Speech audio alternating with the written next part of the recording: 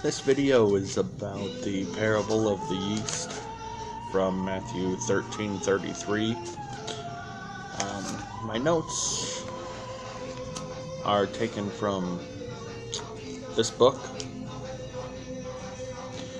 It's Short Stories by Jesus by Professor Amy J. Levine.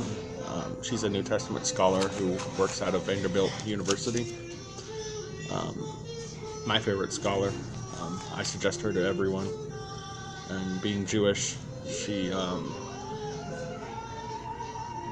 has a lot of import to the Jewishness of the New Testament, Jesus as a rabbi, and the New Testament as thoroughly Jewish literature. And to begin with, the text is taken from Matthew 13:33. I'm reading from the Tree of Life version. And it says, "He told them another parable. The kingdom of heaven is like hametz, leaven, which a woman took and hid in 3 measures of flour until all was leavened." Now, like other parables, this is very cryptic. So it requires a lot of studying to really understand what it's really being portrayed here. And she starts off, and I'm quoting mostly from her chapter in her book about this parable.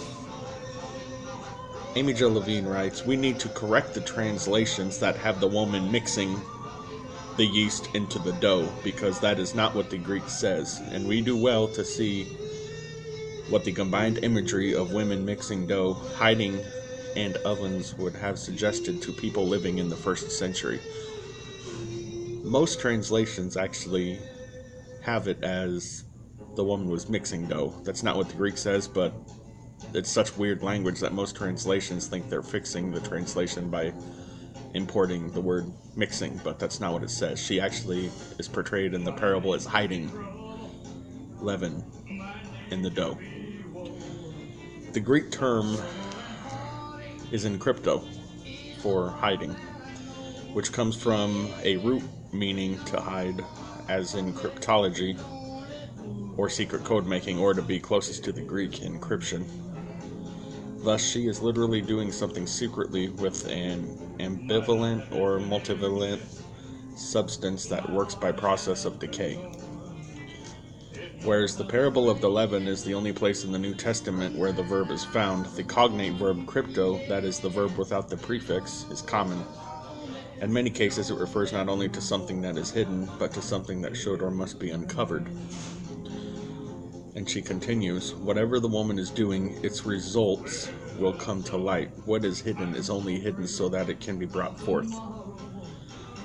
This hiding, together with images of 3 measures of flour and of a woman baking, should send readers to the scriptures of Israel. Like hiding a baby Jesus in a king cake for Mardi Gras, so the parable hides in its words an allusion to an ancient narrative. And she continues again, "We should be reminded of the places in the scriptures of Israel where the phrase 3 measures of flour, as well as cognate references, appear. Genesis 18 locates Abraham sitting at the entrance to his tent in the heat of the day. Suddenly Abraham looks up and sees 3 men standing near him. 'Let me bring a little bread,' he tells them. Then he tells his wife, 'Make ready quickly 3 measures of choice flour, knead it, and make cakes.' Not only do the 3 measures make a connection to our parable, so does the term for cakes. The Hebrew term for cake is ugot, and there is nothing unusual about it, but the Septuagint translates the Hebrew as enkrypsias. The term, which refers to a cake that is baked on hot stones, is a cognate of our own encrypto. The 2 words come from the same root. The connection between the parable and the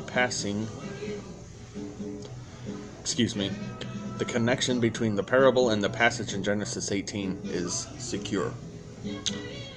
The 3 visitors inform Abraham that his wife Sarah, who is well past menopause, will have a son. Sarah, overhearing the message, laughs to herself and thinks, "After I have grown old and my husband is old, shall I have pleasure?" Despite centuries of modest interpretation that insists she is anticipating the joy of having a long-awaited child, Sarah is thinking of sexual pleasure. Back during the time of Homer, women's bodies were analogized to the ground. Granted, the image of being plowed is not a pleasant one. A little raunchy there.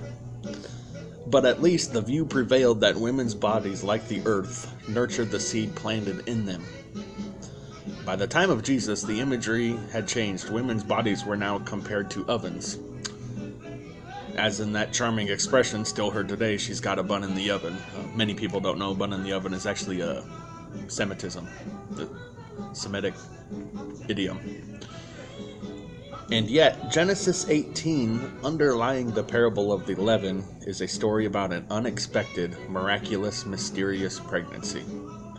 The idea of hiding yeast and of the dough rising on its own can suggest insemination and then pregnancy. The idea that this parable hides an image of pregnancy and parturition is not just a feminine fantasy, it is supported as well by the common metaphor that associates pregnancy and childbirth with the Messianic age. 2 Esdras, chapter 4, 39 and 40, state that in answer to the question about when the final judgment will occur, it reads, "And ask a pregnant woman whether when her 9 months have been completed, if her womb can keep the fetus within her any longer." And in addition, Romans chapter 8:22, Paul draws upon the same image. We know that the whole creation has been groaning in labor pains until now.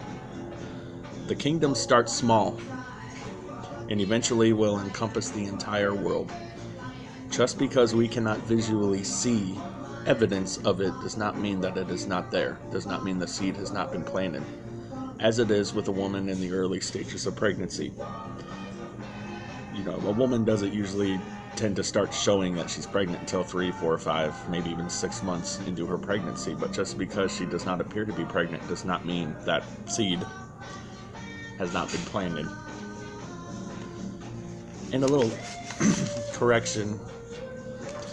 When the New Testament speaks of the kingdom of God, or in some places the kingdom of heaven, like it is in Matthew, it's not talking about this place in the sky.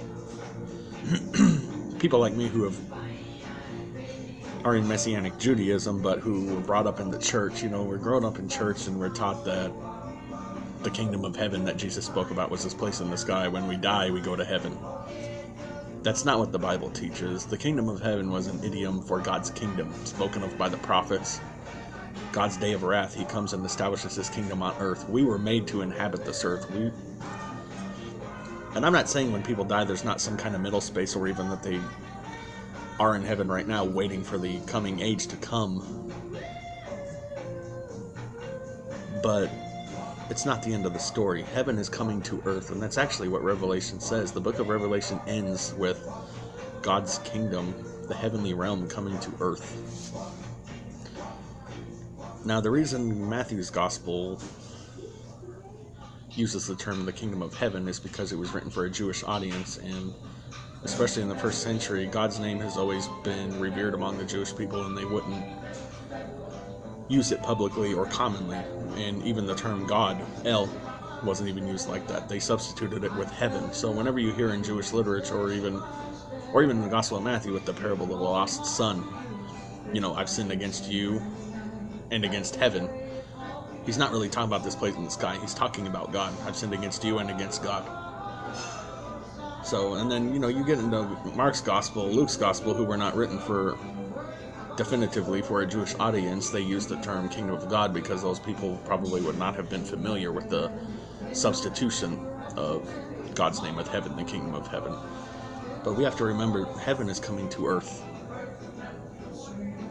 Us going to heaven really is not a biblical idea. It's just something that's really been started by particularly evangelical Christianity in general, but the evangelical fundamentalists are the ones who have really taken this idea and ran with it, and it's not biblical. It's not. Jesus, as a rabbi, was teaching about as a rabbi and a prophet, was speaking of this coming kingdom. God's kingdom was coming to earth, and he was saying that this woman mixing yeast, not mixing, but hiding, it's hidden at first, but one day, it's small beginnings, and it will completely grow and keep growing until it encompasses the entire earth. It's very specifically linked to the parable, or to the story of Abraham and Sarah and the three angelic visitors in Genesis 18. There's too many correlations between the two, and too many similarities. It is very, very clear, and all the Jewish people that would have heard this parable that Jesus was telling would have immediately made the connection. This would not have been a new finding to them, but it is to us because we're not living in the first century. We are, especially people living in America who aren't Jewish, we are culturally removed. We're 2,000 miles removed and 2,000 years removed. But that's it for today. I hope this video helps people, gives them some more insight.